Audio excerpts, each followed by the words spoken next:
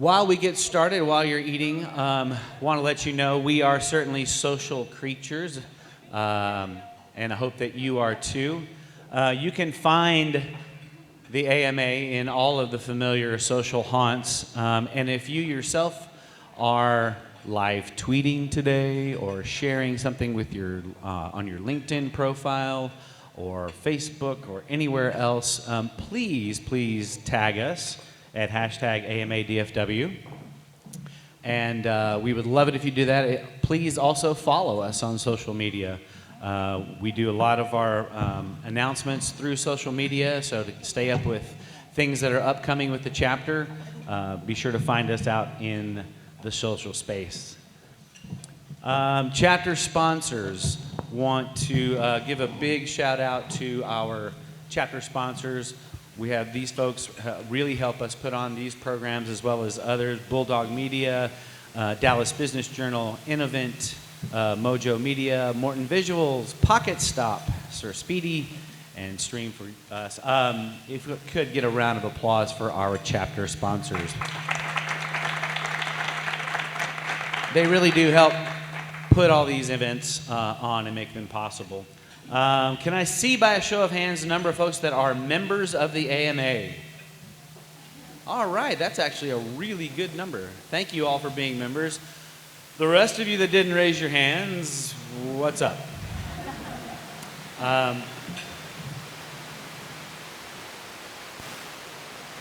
Seem to have some interference on.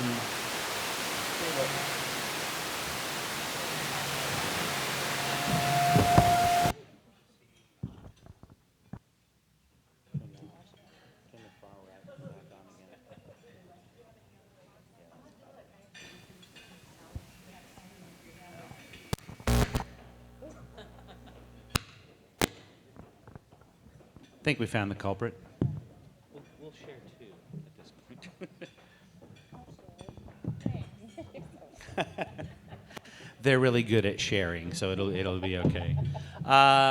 For those of you that are not members, I hope you will consider becoming a member. There's all kinds of great things that the chapter and the organization provides for all different levels of marketing professionals, whether you're somebody just out of school and in your first marketing job, or if you are a seasoned CMO that's been doing marketing for the better part of their life.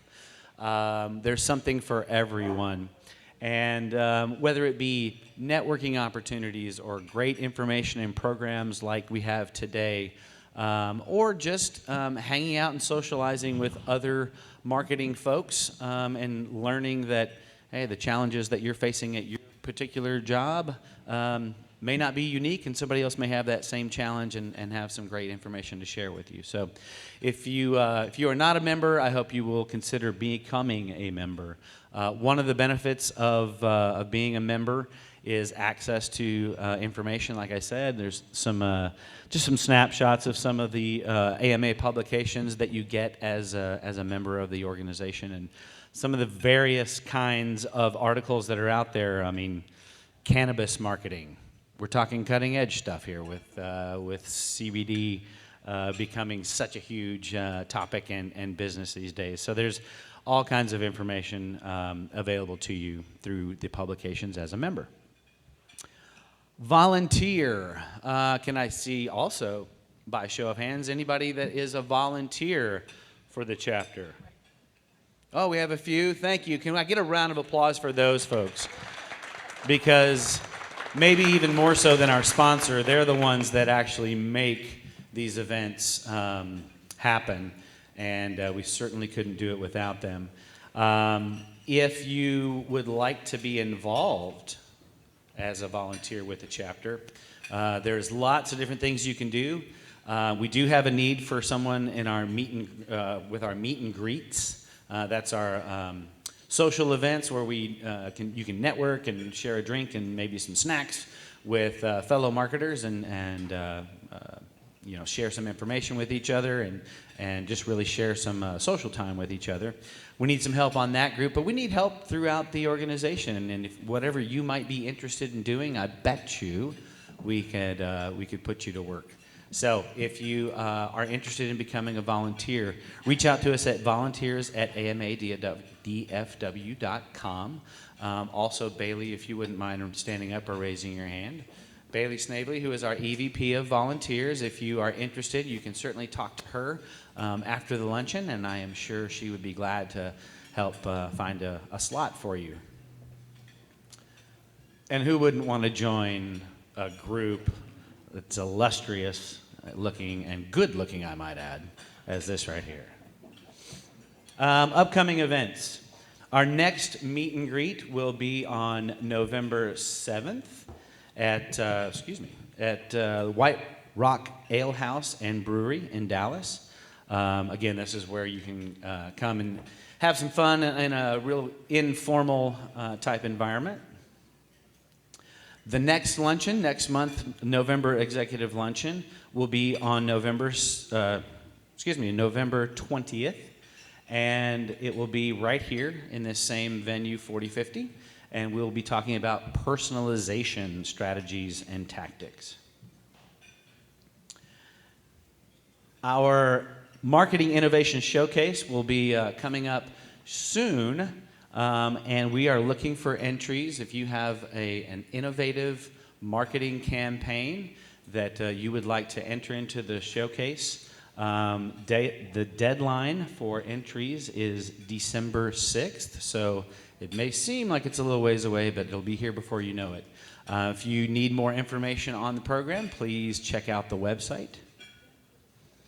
And our friends over at DFW SEM, we meant to talk about this at last month's luncheon and forgot to, but they are having the State of Search Conference, and if you are an AMA member and use the promotion code AMA 2019, you can get a discount to that. So if you're especially interested in search marketing, you might want to check that out.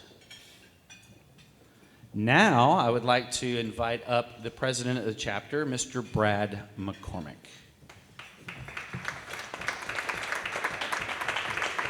Thank you, Mr. Troy. Happy Wednesday, everybody. It's crazy. It's already October. Absolutely insane.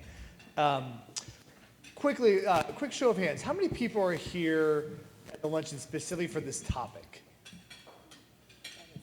And then how many of you are just here because it's the AMA luncheon and that's where all the cool people go? All right. And then how many of you, for the topic, found out about the topic from our email? Just curious. Okay. And then how many of you found out about the topic from like a LinkedIn ad or Facebook or whatnot? Okay. How many Scorpio? No, I'm kidding. I think Troy said before, obviously we have a LinkedIn group, we have a Facebook page, we have Twitter and Instagram. If you're not following us, by all means, please follow us. The AMA is a volunteer organization, as you guys might know, and volunteers make magic happen. For instance, as you know, when you walk into our luncheon, the week is less than half over, and when you leave our luncheon, the week is more than half over. It's one of the many things that we do magically. You guys get that? Yeah. It happens every luncheon. It's a magic. Also, we always like to recognize all of our volunteers, and once a month we recognize our big, amazing volunteers. And so it's very, very meta what's about to happen, but this month, the Volunteer of the Month is our volunteer director, Bailey Snavely. So Bailey, come on up here. It's very meta. It's very meta because Bailey, as the director of volunteers, signs a certificate for volunteers. And she's acting very, very surprised, but she's actually already signed her certificate. So, but she's also a wonderful actress. So give it a round for Bailey, for director of volunteers.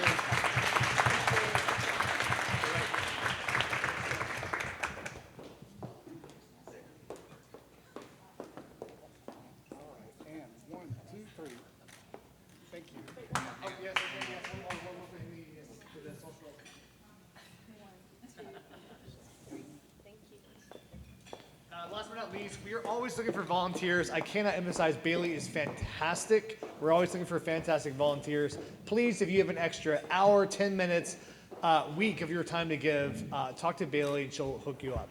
With that, Troy, you want to get us going? Yeah. Thank you. Thank you, Brad. All right. On to the matter at hand. panel. First of all, thank you guys for participating and helping us out today. I'm sure everyone is really excited to hear all the cool things you have to say. I would like to introduce and bring up to the podium Ms. Jamie Kernahan, who is going to act as our moderator today. And Jamie, I think the floor is all yours.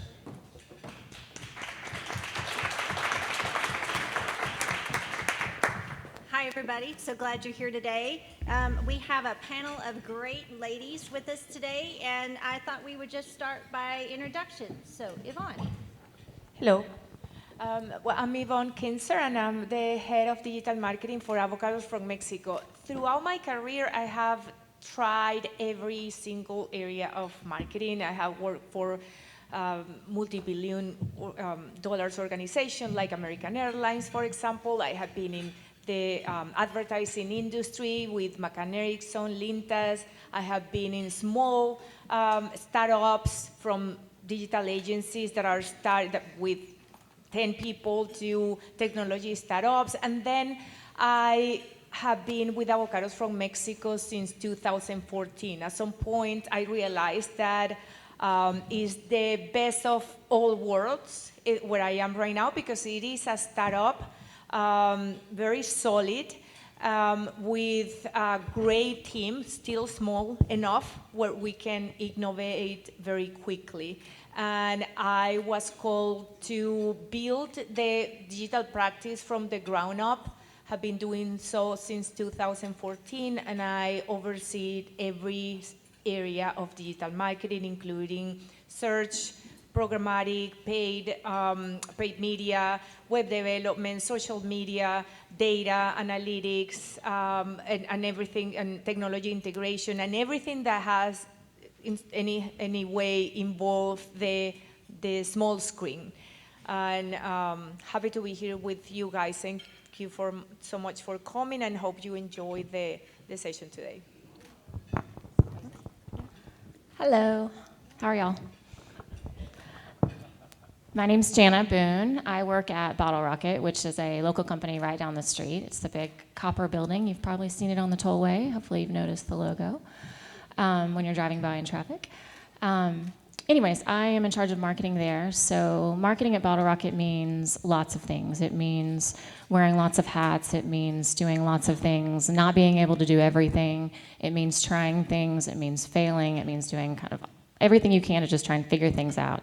I have a small team there as well, so I think I've kind of had to come to grips with the fact that you can't get everything done, and you kind of have to figure out a way to prioritize and figure out what works best. I have always been in pseudo-agency type marketing roles and business development roles, so it's really the only world I've ever known. Always had to kind of do the same thing, be scrappy, wear lots of hats, do lots of things, get it done. Hi, I'm Laura Wards. I actually run the marketing department, the newly established marketing department at American First Finance, which is a fintech startup. We're in our, like I said, our toddler years, 5 years old. I was brought on about 6 months ago, to establish a marketing department, which I've done in a few other companies, started in a Marcom team.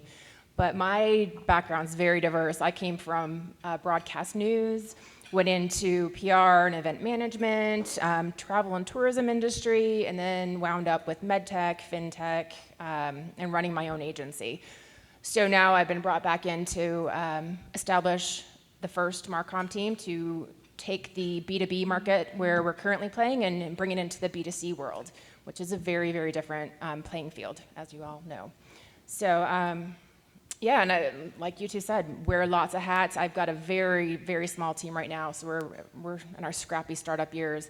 So there's 3 of us doing everything from all the digital marketing to all the PR to all the internal comms to all the social media, everything. So I'm sure we'll have a lot to talk about today as we move forward. Great.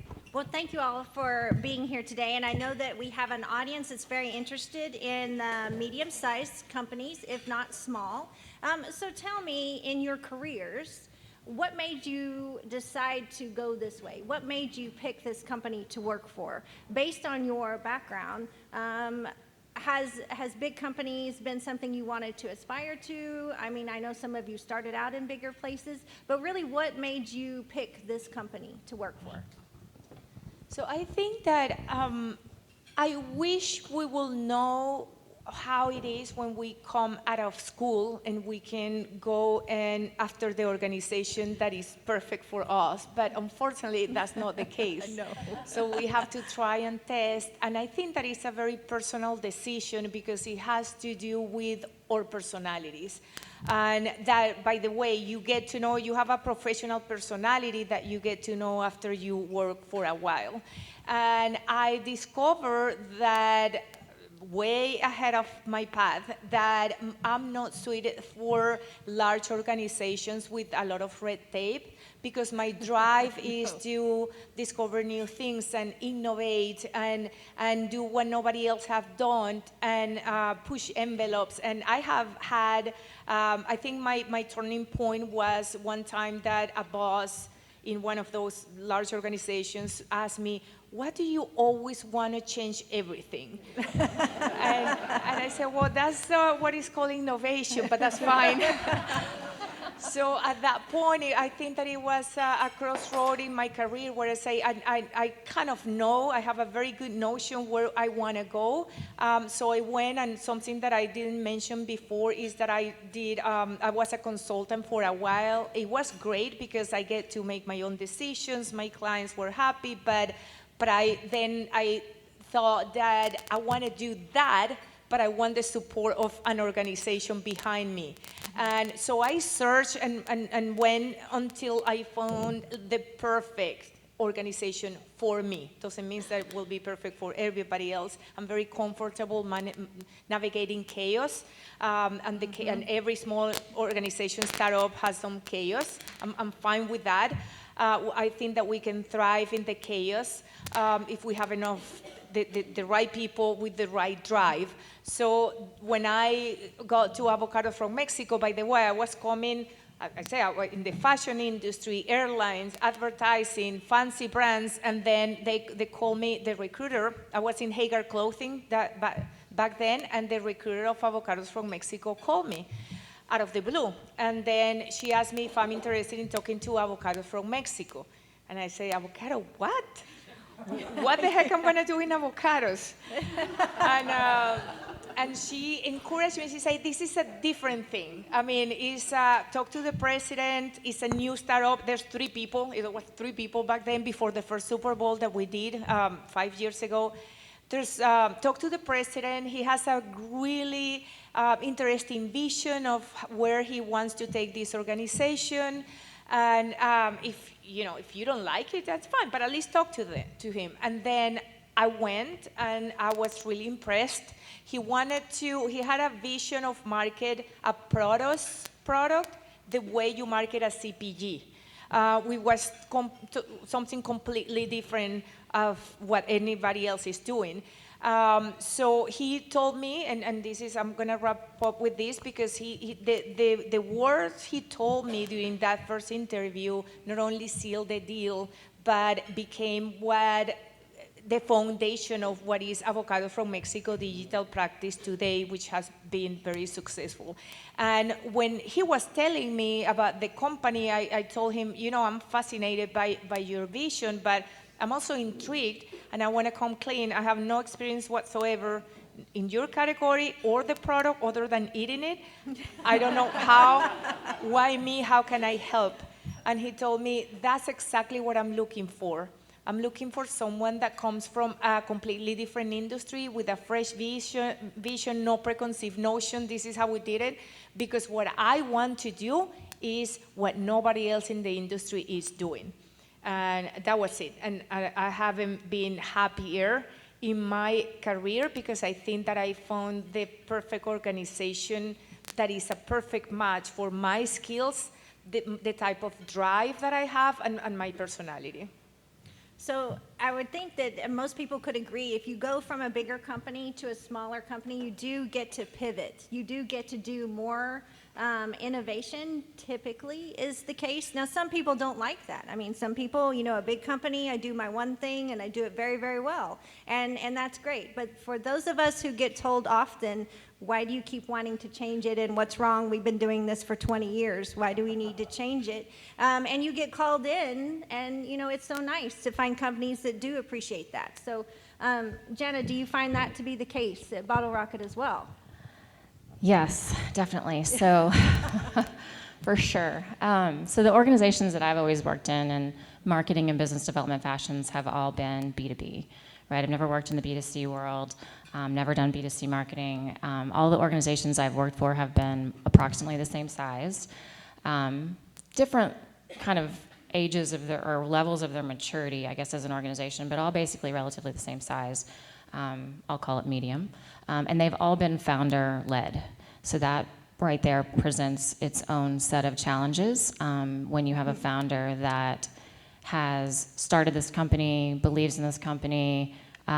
Essentially, it's their baby, it's their world. Our founder has even been known to say he doesn't even know where he starts in the company or he ends and the company begins. It's like all wrapped in together. So that presents its own set of challenges in trying to figure out how to advance and change as the company grows and changes, and find ways to try new things and start talking about new things and just doing things a little different than they've always been done, to your point. So what I like about it is I also like to wear a lot of hats. I like to do lots of different things. It's kind of a double-edged sword because I also like to get things done. And if you have lots of things to do, it's harder to get things done. So it's a little bit of a double-edged sword being in an organization that's small with a small support staff. Again, you can't really move super quickly on lots of things, and some things you just have to know it's just not the skills that you have in-house to do. So you just got to figure something else out or find another way to do it.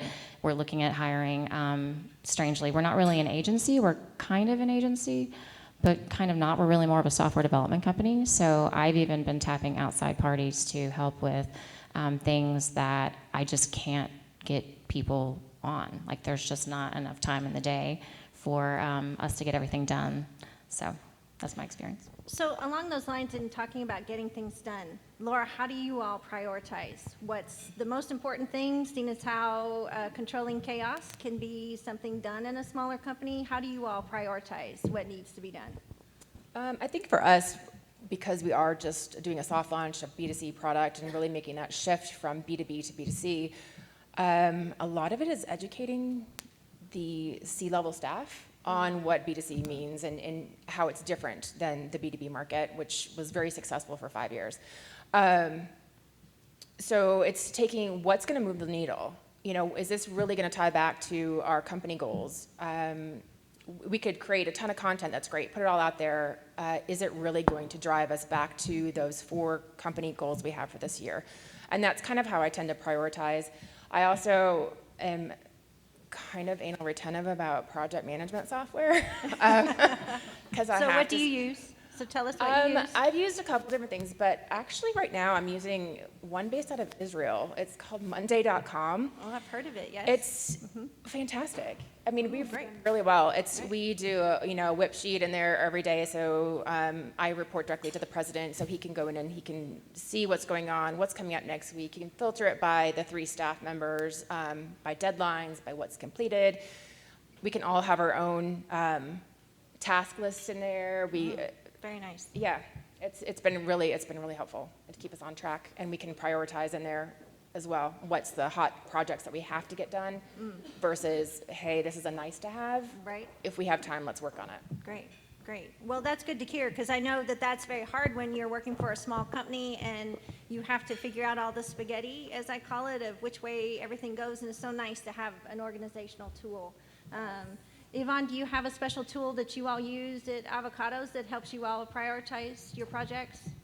I try several, but for some reason, we never everybody gets to use the same tool. So unfortunately, I would love to that, and now you're saying Monday morning, and I'm thinking, oh, I want to try that. But I never get my agencies, my teams, everybody. So we use it one day, and then we go back to emails, which is like impossible to manage at some point. Everybody knows in my teams that, hey, if I don't respond in a couple of days, text me or something, because I may not even see your email. It just go, I say my email is like a Twitter feed. It goes so fast. So, but yeah, I think that is very, very useful, and I'm going to keep trying, because I think that we all, in the corporate world, we lost control of our inboxes, and that is absolutely necessary. So wanted to touch on some questions that had been posed to us in some surveys. So some interesting things that people want to hear from you all. So what would you consider your best thing your company has done in marketing that you really felt hit the mark? You labeled it as successful, and however you define success, it may not be as big of KPIs as maybe Pepsi and all those hit, but what was the most successful, and give us one or two KPIs that you're very proud of. Jana, would you like to answer? So being in the B2B world, it's a little bit different in terms of KPIs. So everything we do, and let me also just say, marketing at Bottle Rocket is very tied to business development, right? So, and that's been the case in a lot of the companies that I've worked in, where it's kind of all really one, and it's all smushed together, and you don't know where one starts and the other one ends. So marketing and business development are very closely tied together. So pretty much anything we do is supposed to drive leads, right? It's supposed to drive leads into the funnel, so that then the salespeople and the other people that are good at the relationship stuff take those leads and then turn them into business, right? So the things that have been the most successful for us, I don't know if I can quantify them one-to-one and with an actual KPI metric, like you can a lot of types of marketing, have been anything that helps us build relationships, right? So we found that when we can have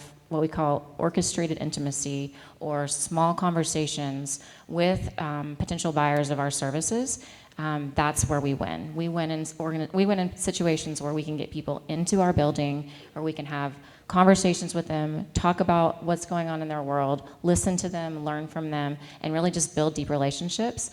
That's really what's worked for us. So we tend to do, from a marketing perspective, things like partner with various organizations around town, offer up, we have a really, really great space at Bottle Rocket. This is not a commercial for the space, but there's a really, really great space there that we open up to anybody and everybody that wants to use it. So there's always a meetup. Again, it's a software development company for the most part, so there's always a meetup happening there. There's always some organization that's leveraging our space to come in and host an event. We do things with the Dallas Regional Chamber, the local chamber here in Addison, even organizations like the French American Chamber, things like that. So anytime we can get people into our building to actually meet our people and have conversations and see our space, if you see our space, you really can understand how we work.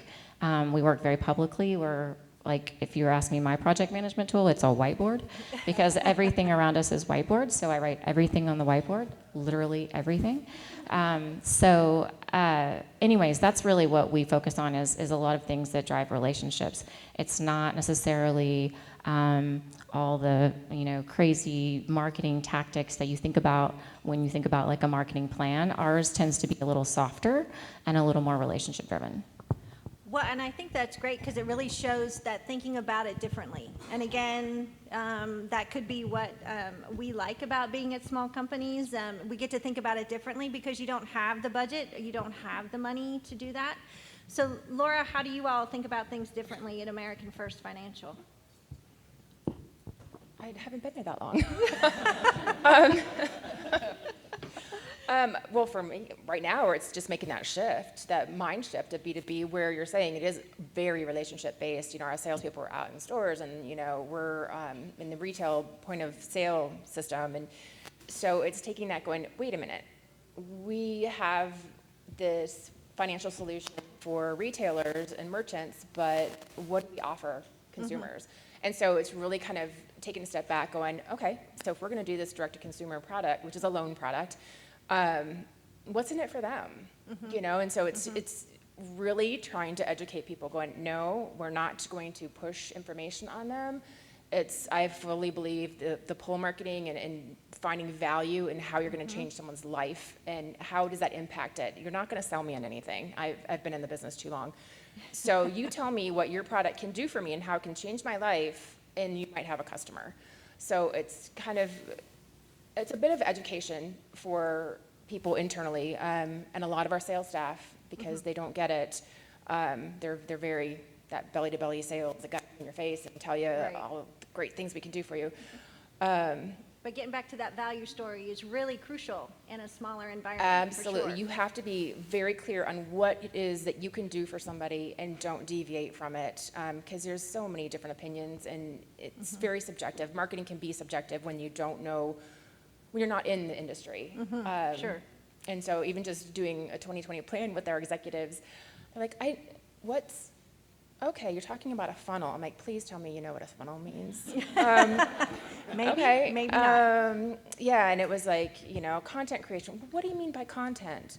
Okay, okay. How far back do we have to go to talk And about so it these is, and things? it's just a lot of education, and it's bringing them along with you. And even the small staff I have, I can see the frustration. It's like, but you know what? Hey, we're going to get them there. We're going to get them there, and what we're going to do is going to move the needle and show them what we're capable of. Well, I think that's a great point. Ivonne was talking with us earlier, and we were discussing how do you plan and how do you decide what to do. Being a smaller company or mid-sized company, you can't do everything. So I loved Yvonne's point of how you all plan. Very, very good for your projects. I want to share a story before that ties to this that is very funny, so you see what is the mindset of a small organization, even when we're kind of mid-sized. But most of you may know already, this is our 6th year that we're going with a Super Bowl spot. And you may think, well, Super Bowl is like major leagues, we don't play in those, and it's not relevant for us, but think about this. The Super Bowl for us, for a company like us, where we compete with Budweiser, Doritos, Pepsi, Coke, it's the same that I will tell you that you will compete with a large organization. It's the same, but there's apples and oranges. We wouldn't even been able to play in that space if we wouldn't be because of it's the mindset, it's not the money. So what we have been the top Super Bowl campaign in digital for 5 consecutive years, and it's absolutely not, we may have 1% of the budget that the other brands we play with, but it's the mindset, and I would love to share an example with you. We don't, the first year, we did in the second, we didn't have enough budget to hire influencers like celebrities like the other brands did for digital. I'm talking about digital. So what we did is we start recruiting nano influencers. Anyone in this room could be one. But we had 100,000. So those nano influencers were so powerful, were more powerful than any multi-million-dollar celebrity. But imagine this scenario. We were, first of all, our KPI is awareness. So the first year, the same thing that I thought when they called me for avocados from Mexico. What is avocado from Mexico? The same thing consumers say, yes. And they didn't know what is the avocados, 80% of the avocados you're eating all year. But we needed to raise awareness. So we start building this network of nano influencers to compete with the big celebrities. The industry has some tools that measure the conversation in real time. So everybody in our team could see in real time what brand, Budweiser, Coke, Doritos, Pepsi, was dominating the conversation. So every time that other brand was dominating the conversation with their super celebrities, we will engage our 100,000 nano influencers, people with 100 followers, 200 followers, and you will see that bar coming and win. But then, the stories of a small company. It's a Saturday morning before the Super Bowl, and I have my boss is from Costa Rica, and he takes him, chica, Hyundai is coming, and it's almost, winning. And I say, okay, let me activate the micro-influencers. 2 hours later, hey, such and such is coming. It's too close. Can you activate that? Yes, let me activate. Oh my gosh. We, all day long? Right, yeah. Technically, because we have a platform that we manage those, and it sends automatically, and it's called Social Toaster, since we're sharing. Yes. Social Toaster, very, very affordable. And they just manage the influencers or the brand ambassadors that you have there. They manage it for you guys at a fee per month that is very affordable. And I only have to send them an email or a text, say, hey, can you send them an email again and ask them to share again. So they will do that, and every single time we will completely kill it. And we end up being number one, ahead of, again, the same brands. I'm very proud of, say, Coca-Cola, Pepsi, Budweiser, Avocado from Mexico, and it was the big headlines of the media. Avocado from Mexico dominates the conversation. And what was behind the scenes, it was just a small company, very scrappy, trying to just win a battle with contenders much bigger than us. But the moral of the story is, it's not the money, it's the mindset. That's great to hear, because I know so many of us struggle with, oh, that's going to cost us a lot of money. We can't do that. We need to hire an influencer. We need Gary Vaynerchuk, and nobody can afford him except for big brands. So glad to hear the nano influencers. I know micro influencers are really hot right now, which maybe have 100,000 followers or more. So we're interested to hear and see your spot in the Super Bowl this year. There will be one. Great, Yes, yes. all right. Yay, we'll watch. Yes. So we were talking earlier, and these are all great things. Love to hear all the programs that you all use. Thank you for sharing and helping us out with our smaller companies. So let's talk about something fun. So why don't you, would anyone like to share something that didn't go well? So, I get brought in to launch a B2C product with no research. No research whether it's even needed or wanted in the market. You're just going to do it, right? Just a You founder and just a do it. president who, it's going to work. I'm sure it'll work. Right. It's great. Okay. So that was a good conversation. That was very good. We did it, soft launch. We beat our KPIs. So for the financial industry, we did, but it's very difficult to do anything when you don't know who your target market is. You don't know who you're talking to. You can't be conversational. You can't personalize. It's just like your spaghetti reference. Yes. Throw it up, see if it sticks. So a lot of that, I've gone back and said, okay, we don't know who we're talking to. We don't know who we're trying to even engage with. And it's just, it might have been a one-hit wonder, but we've got to go back and do this research. So we've managed to get a small budget, and again, a very, very small budget that we're working with. And I always reference it as champagne taste on a beer budget, because I don't have a budget. But you all did a good job of talking someone into it, right? I mean, seriously, did. You had to have crucial conversations, obviously. Very, very much so. And once you educate people, and the CEO and the founder, on the relevance of it, they didn't understand even having a brand was important. Right. Which So- can be true in a smaller organization. They do. Someone who's grown their business, they realize they can go out and make sales, but do they need that brand behind it? And that's where I Yes. struggle with my clients is like, I don't know that I need that, but it is And true. it doesn't happen overnight either. Right. It's a very No. methodical, let's build this brand, and it's going to take 6 months to a year to really develop everything. And that's not what they want to hear.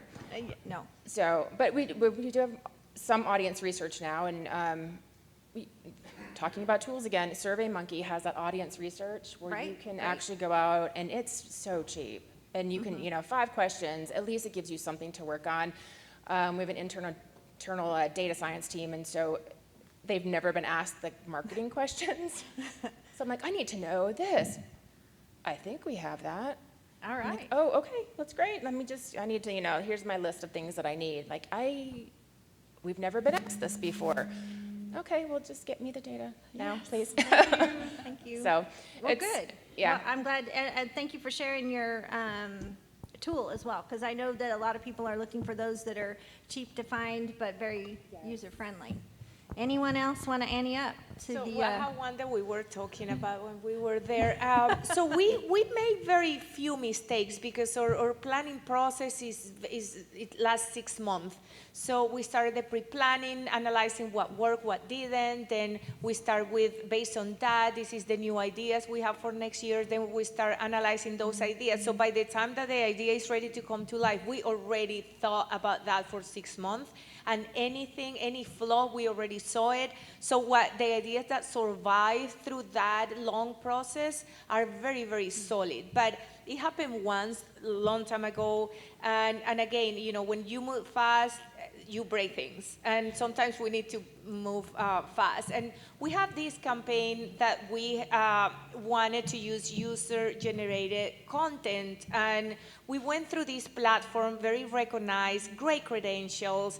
It was in Silicon Valley with very good, solid talent behind. So it was solid.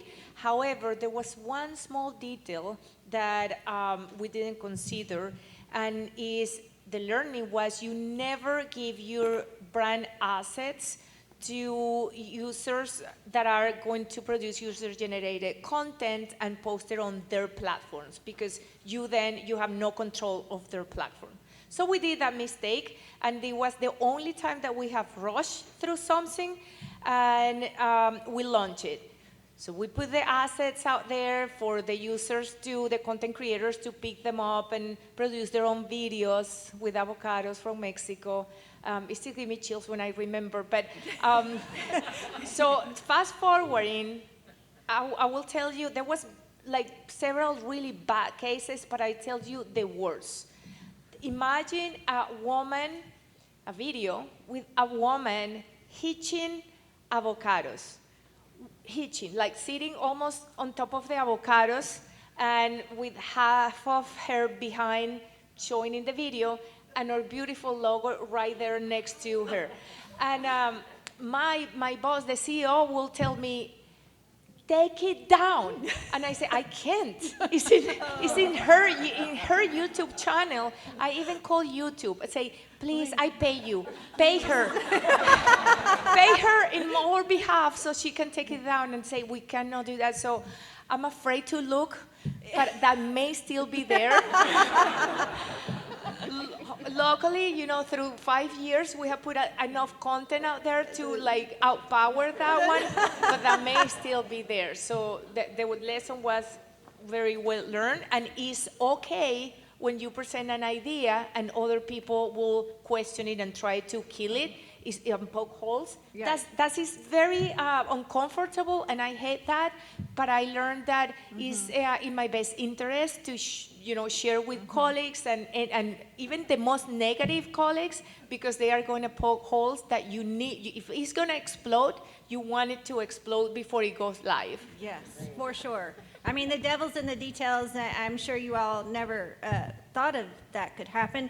And these things, that's when it does happen, is when you don't think through it and you're too much in a hurry to do it. So no one go and look for that video, because we don't want it to come up on YouTube. I know.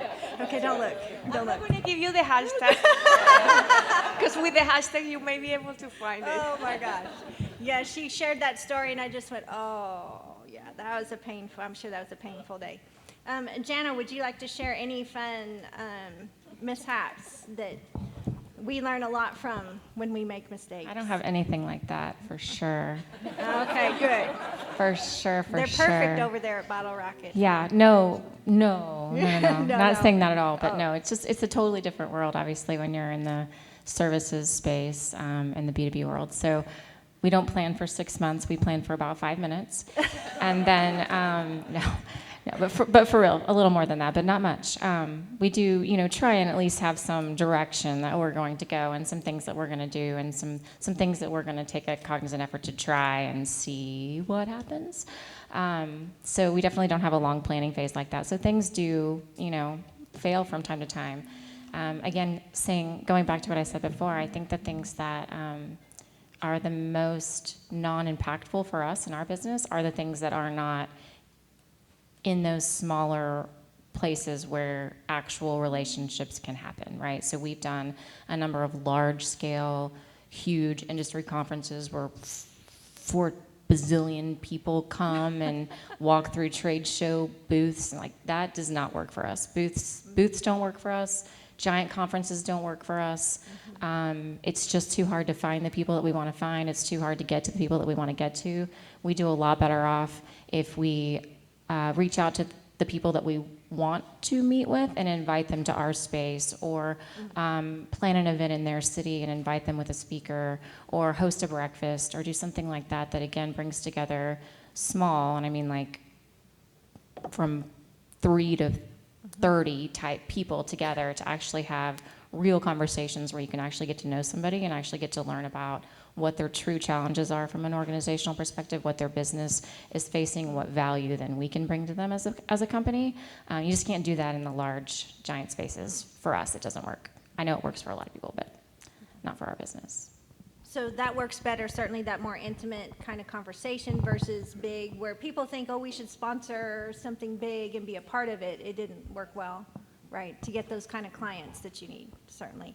So live and learn on those things. I certainly have done those things myself, thinking what great return on the investment, and you stand there and go, wow, that was a lot of money, and we certainly didn't benefit from that, right? So definitely feel your pain with that. So one or two more questions I have for you.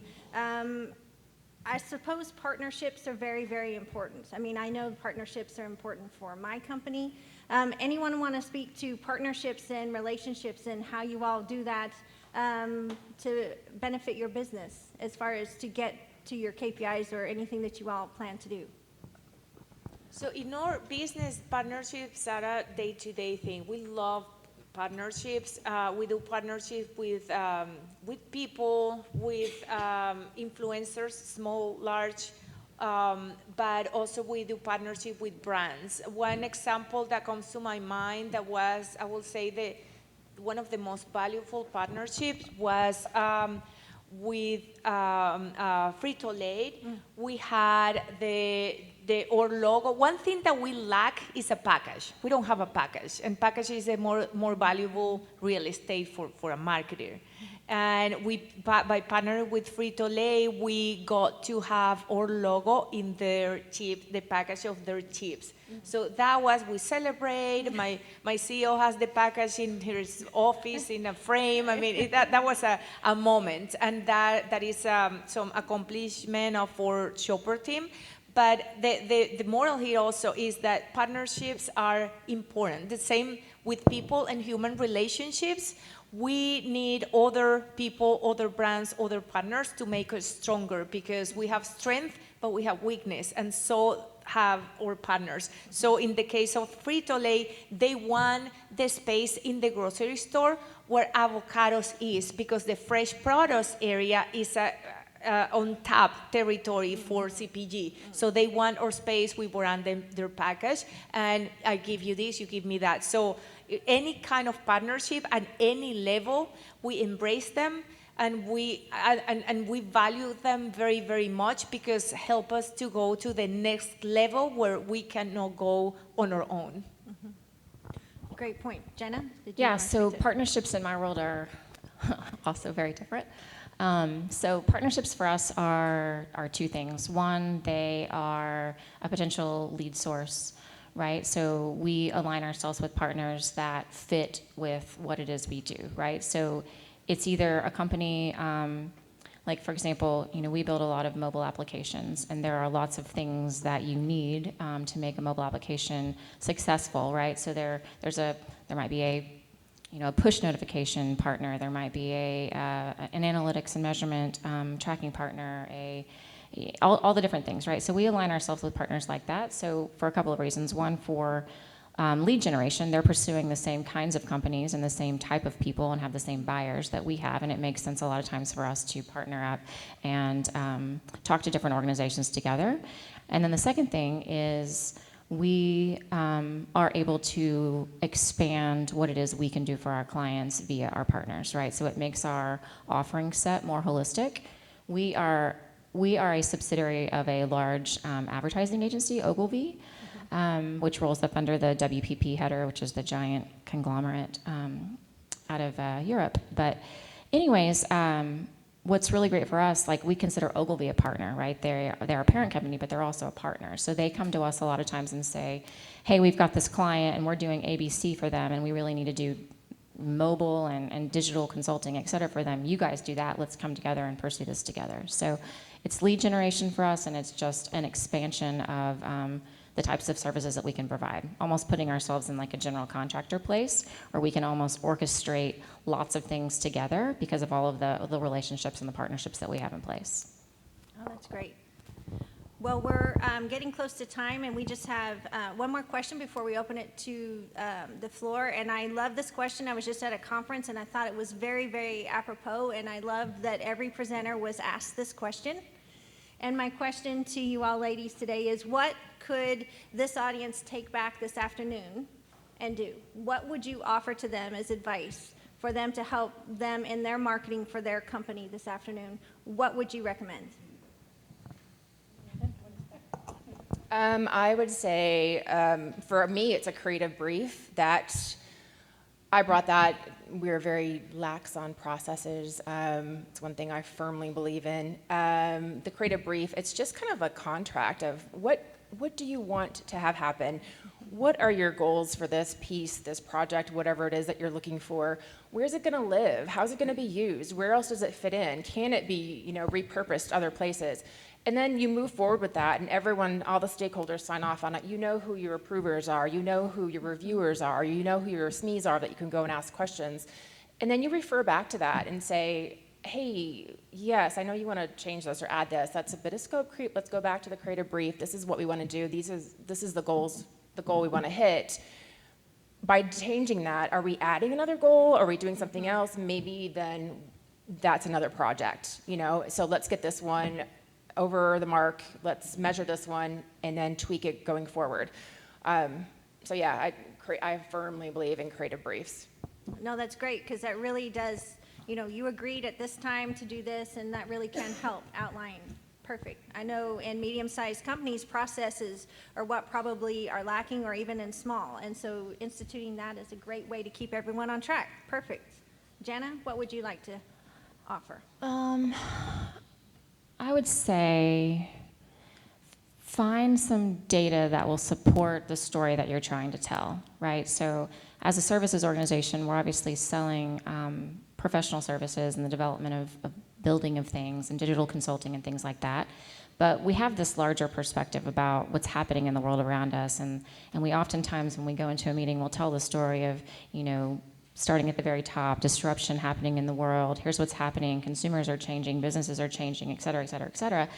And for the longest time, I had a hard time trying to get my head around the best way to articulate that story in a way that the receiver of the story, based on whoever's presenting it, would actually resonate with. And one thing that really helped me, since we don't have a bunch of money and we don't have our own research studies and we don't have our own research, et cetera, was to go out and find studies that were out there that were supportive of the story that I'm trying to tell, right? So I happened across a really great Salesforce study, as well as a really great Forrester article, and those, the data and the statistics and the support that are in those two articles basically tell our whole story for us. Does that make sense? So it's more of us standing up and having a position or a perspective, as opposed to being like, you need to listen to me because I made this data and I have this research. And it's so much more impactful to be able to say, this is our perspective and this is our approach, and look at all of these different data sources that are backing up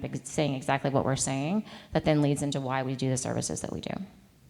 No, that's great, because you just really have more ammunition, and just it's more respectful from other companies, not just your own. And you may not even have your own department to do the research, so that's great.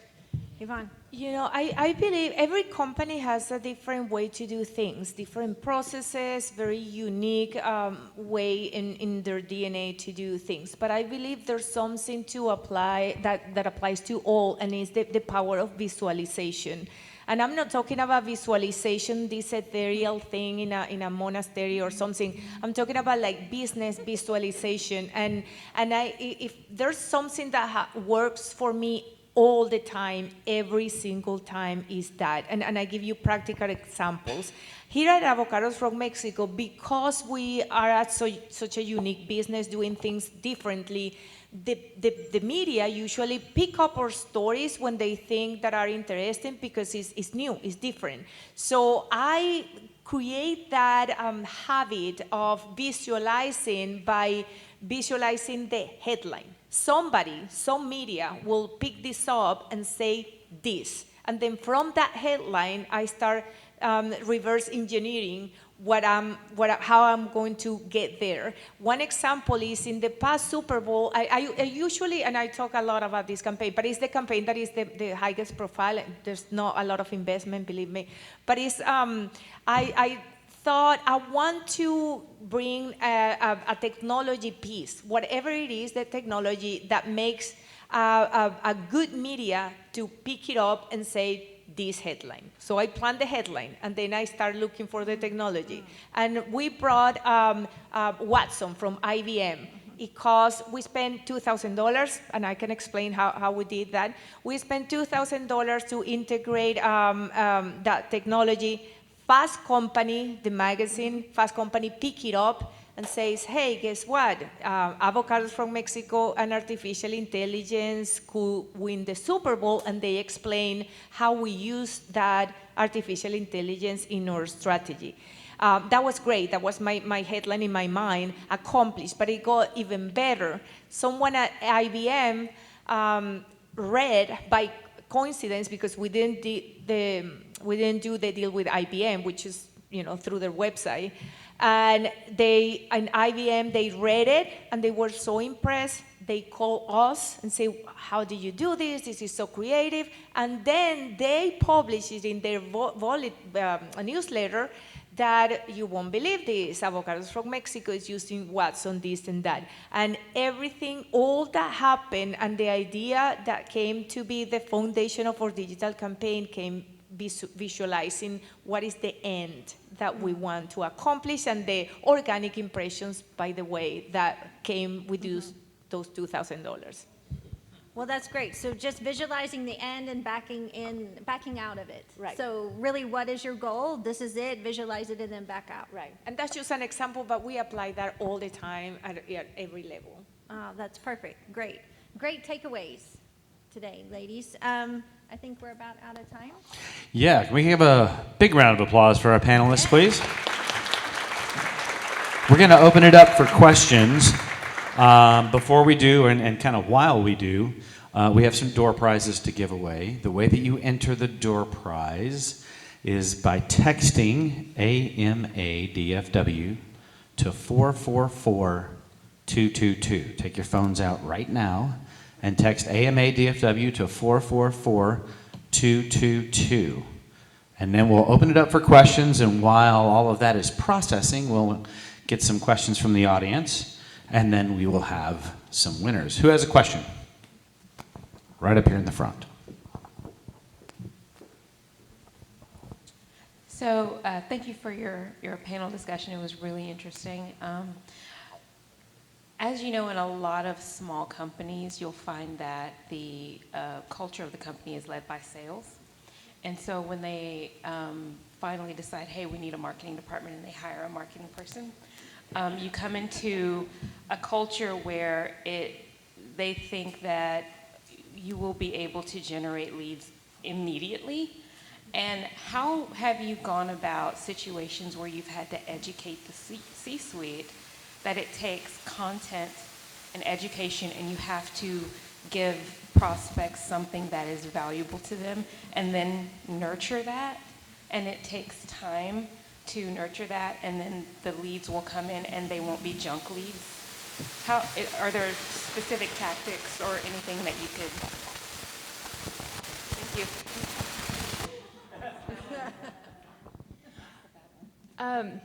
I feel your pain. I think for me, it all came to light in the 2020 planning process, where sales was just these high level, oh, we're going to do this, we're going to do that. I'm like, okay, well, I'm going to do this, and I'm going to bring in this much revenue, and this is how I'm going to do it. And I think they took a step back on, oh, wait, you drive revenue too? And I was like, yes, we do. So it was really kind of, I had to really go into not just the strategies, but the tactics as well, and explain to them pull versus push marketing, and that's all they'd been doing is like pushing out. I'm like, that's not where it is. And pull data. I mean, that really is. We don't have an internal research department, team, person, anything. So I spent hours really finding stats to back it up and really doing the funnel, taking the funnel and going, hey, this is where content lives, and here's your sales funnel. This is what happens. Tying it back to them to they don't use Salesforce. I think they use a Sugar CRM. So really having to tie it back to them, and then, but look, this is what we can do now. We can do nurturing campaigns here. This is going to tie it back. You can do a white paper, have them download it. They're going to come to you then, and it's a warm lead versus a cold lead. And you have to kind of talk their language and connect the dots for them, because they know sales, they don't know marketing. And so they don't, not necessarily they don't see the value in it, they don't understand it. So it is about that education, but really kind of connecting the dots for them and using that data to back it up. You know, I want to add to that. You're not alone in this. I think that happens to everyone. It happens even in marketing organizations. We don't sell avocados, we market avocados, and it happens to me all the time. So, like exactly with leads, because we also have one strategy to get consumer leads, and I had a very, very aggressive goal of this many leads, and I have a budget, it's limited. So what I discovered that works really good for me is to present an A-B comparison situation, and is that, yes, with this budget, because the budget doesn't stretch out, we're going to get this many leads at 50 cents. But give me this piece of budget to get these good leads at $4, so whatever is the cost, and then let's test what is the value of those leads post-campaign. And then you can show, this is the cheap leads, they are gone. I mean, they unsubscribe or whatever. And this is the good leads, were more expensive, but the return in a long term is better. So that same exercise, I do it all the time, is yes, let's do what you want, but let me one piece do what I recommend, and then we compare. And at the end, it's a slow process, but in the long term, that's a good way to educate them. All right. Who else has a question? Raise your hand. Oh, here we go. Again, thank you all for your insightful stories and sharing with us today. My question is, and I'm sure there are others that probably have the same question, when you all are looking at entering into a potential sponsorship or partnership with, whether it's an individual, a company, what is it that sets one company or individual apart from another?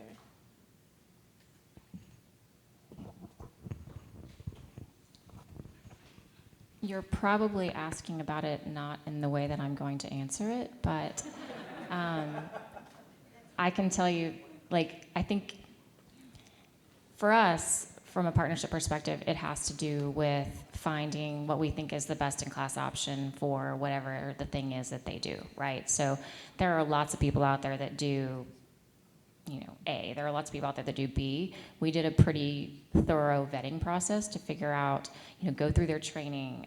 Again, I'm talking about technology products. So go through their training, learn their systems, meet their people, look at what they've got from a client perspective. Who are they working with? That's how we vet our partnerships, just decide which one, if we had to stand up, if we had to say, okay, we're going to recommend to our client that you guys take this entire package of things, who would we put in all those places, and who would we actually want to attach to ourselves and our brand that's actually going to be the best option for the client, because that obviously would reflect on us if we're the ones that are making the recommendations for all these kind of add-ons, if you will, in the form of partnerships.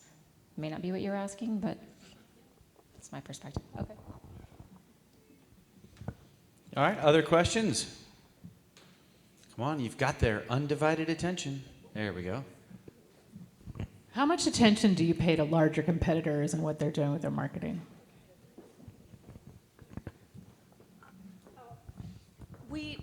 Well, in our case, the ones that are considered our competitors, we don't consider them our competitors, which is avocado from other origins. So, but for us, our competitors is because we have 80% of the market share. But for us, our competitors, because our strategy is a basket strategy, it's not a household penetration, but a share of wallet strategy. We compete with tomatoes, with bacon, with anything that is going to be part of that basket. In our case, we keep an eye on them, but we don't react to whatever they do. We feel very confident that we have enough data, that we have enough knowledge of our consumers to get our message across regardless of what they do. So for us, no competitor make us change our strategy except when my CEO takes me on a Saturday, says, hurry up, do something because this one is coming behind, but that's the only time we react. Ours is a little different too. Our competitive set is pretty broad, as you can imagine, because there's lots of different companies out there that do pieces and parts of all the things that we do. So looking at all of our competitors would be really, really hard to do, to be completely frank, and keeping up with all of them. There are definitely ones that jump out. I tend to pay attention to content more than anything, being in the B2B space. I like to see what other people are talking about, how they're talking to their customers, how they're describing their services, how they're describing their value proposition, things like that. I pay attention to those kinds of things. That doesn't necessarily mean that we react to how they're doing it. Maybe I do react because I try and come up with something that's different, and even if we're doing the exact same things as an organization, I try and find a different way to actually talk about that, or a different angle or a different lens that we might be taking that makes our perspective different from theirs. But if you ask my founder that question, he would say, don't pay attention to them, that's their journey, not ours. All right, I think we've got one more question up here in the front. Hello, this question is for Ivonne. My question is, since you're doing all these type of campaigns in the Super Bowl or digital media and everything, I mean, I do sometimes events and I'm always trying to find sponsors in that. But in the case of Avocados from Mexico, what is your main, how do you fund these campaigns in order, to be like in the Super Bowl? Do you have like, what is this money coming from with the sponsors? Yeah, that's a very good question, because especially after I say that we don't sell avocados, we're not from Mexico either, which is surprising, but I explained. So we are a marketing organization, and we're a marketing organization that was created by two different organizations in two different countries. So it's the growers and exporters of avocados from Mexico in Mexico, and the importers and distributors of avocados from Mexico in the United States. They realized they were trying to market one product without a marketing team and from two different directions. So they agreed to get together, create a marketing firm, that is us, 5 years ago, and then go to the U.S. Department of Agriculture and ask them to become the managers of that program. So in simple way to explain, we're a non-profit organization, part of the program, one of the programs of the U.S. Department of Agriculture, and 0.2 cents per pound of avocados that enters in the U.S. Goes to that marketing program, and that's our marketing funds. All right, can we have another round of applause for our panelists and Jamie, our moderator? Thank you guys so much. All right, now, the big, exciting part of the day is giving away door prizes. I mean, not that you guys didn't have great information, don't get me wrong. Okay, those of you that entered, 4 of you probably should have gotten a message back. I need the person that says that they are winner number 1 to raise their hand. Come on up. That's our first winner. This is a one-year subscription to the Dallas Business Journal.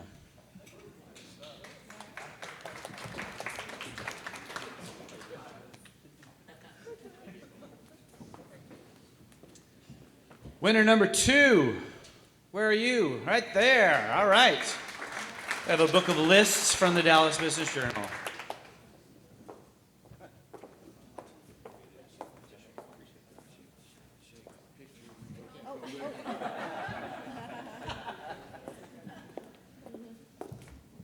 Winner number 3. All right. These are 2 tickets to any future Dallas Business Journal event of your choice.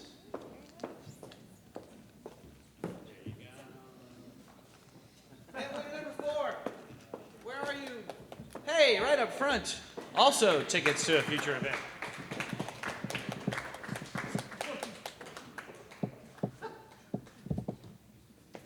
All right, and that, ladies and gentlemen, is our program for today. Again, thank you so very much for coming and spending a little time with us. I hope you found the information useful and interesting. If I could ask you guys to hang for 1 second for a quick picture along with Jamie, and then we will let the rest of you guys get on with the rest of your day. Thanks so much. We'll see you again next month right here.